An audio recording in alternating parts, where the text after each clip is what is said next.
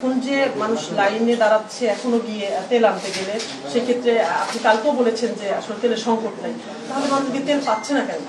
সকালবেলায় গেলে অধিকাংশ পাম্পগুলো বন্ধ থাকছে এবং সকালবেলায় মূলত ওরা বলছে যে তেল নাই, বিকেলে পাওয়া যাচ্ছে। রেশনিং আপনারা তুলে নেওয়ার পরেও রেশনিং করছে। প্রবলেমটা হচ্ছিল যে সকালবেলা আগে যেমন ট্যাঙ্ক লরির ওরা ভরতো, সারাদিন করেও তেল থাকতো, উদ্বৃত্ত থাকতো, কিন্তু ওরা সারাদিন বিক্রি করে এরকম লাইন দিয়ে বিক্রি করার পরে উদ্বৃত্ত থাকে না। আর আমাদের ইয়ের থেকে ডিপোগুলো থেকে তেল যে ট্যাঙ্ক যে পৌঁছতে টাইম লাগে, সেই জন্য সকালবেলা আর্লি মর্নিংয়ে থাকে না, পরে তো থাকে। But you have to understand one thing, demand আর স্টক।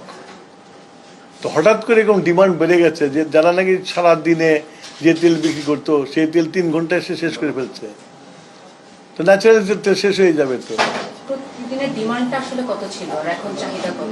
আমাদের অত হিসাব নাই। মাননীয় মন্ত্রী, যমুনা অয়েল সহ অন্যান্য যারা তেল কেনে তারা পে অর্ডারের মাধ্যমে কেনে, এবার লম্বা ছুটির কারণে পে অর্ডারের মাধ্যমে পে করতে পারেন, এটা কি কোনো জটিলতা হয়েছে?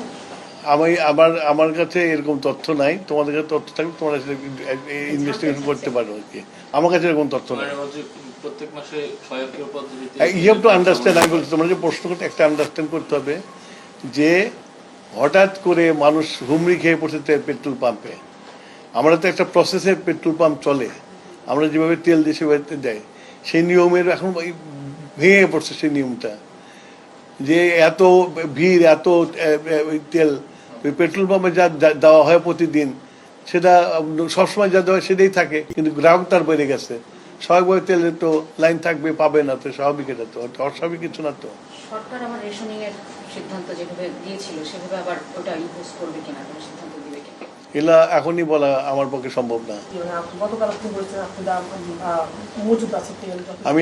আমি গতকালকে বলেছি যে আপনারা শঙ্কা করেন না, আপনারা তেল পাবেন।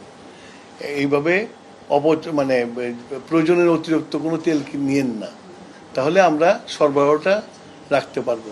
গতকালও বলেছি, আজকে বলছি, আমি জনগণের কাছে আজকে অ্যাপিল করছি যে এত হাসাস করেন না, তেল আছে, তেল পাবেন আপনারা।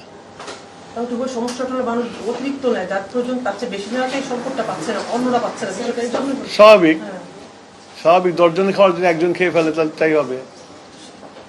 এখন যে একই লোক যদি 10টা পাম্প ঘুরে ঘুরে তেল ট্যাঙ্কি বোঝাই করে তাহলে তাই হবে।